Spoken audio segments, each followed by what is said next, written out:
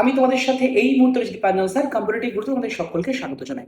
দেখো, তোমরা অলরেডি জেনে গিয়েছো বা যারা যারা জানো না মন দিয়ে শুনে নাও, এবছর কিন্তু এসএসসি অর্থাৎ staff selection commission back to back তো তাদের ক্যালেন্ডার ওয়াইজ যে নোটিফিকেশন সেগুলো প্রকাশ করতে চলেছে, সেটা ঠিক। কিন্তু রিসেন্টলি তোমরা জানো 13ই এপ্রিল থেকে এসএসসি ফেজ 14 এর নোটিফিকেশন আউট, অলরেডি তোমাদের জানা।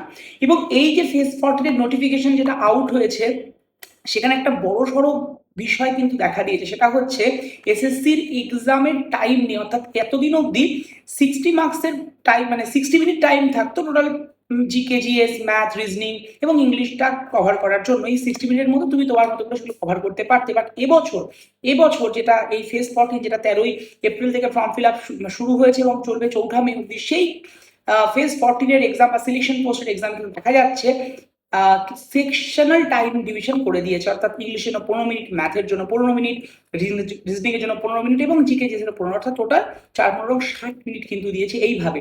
অর্থাৎ তোমাকে যদি প্র্যাকটিস ঠিকঠাকভাবে না থাকে, মানে টাইম ধরে প্র্যাকটিস না থাকে বা টাইম ম্যানেজমেন্ট তুমি করতে না জানো, তাহলে কিন্তু তোমার অনেক জানা প্রশ্ন ছেড়ে আসতে হবে। তাই বি কেয়ারফুল, এখন থেকে কেয়ারফুল হয়ে যাওয়ার। তার জন্য তোমরা কি করবে, আমাদের কম্পিটিটিভ গ্রুপ যে অ্যাপ রয়েছে সেই অ্যাপে জয়েন হয়ে যাও। সেখানে কিন্তু আমাদের ক্লাস, মানে ক্লাস বলতে যাচ্ছি, তার পাশাপাশি এই যে মক টেস্ট, এটা সম্পূর্ণ ফ্রিতে রয়েছে, যেটা তোমার টাইম ধরে মক টেস্ট দিতে পারবে, তোমার প্রিপারেশনকে বুস্ট আপ করতে পারবে।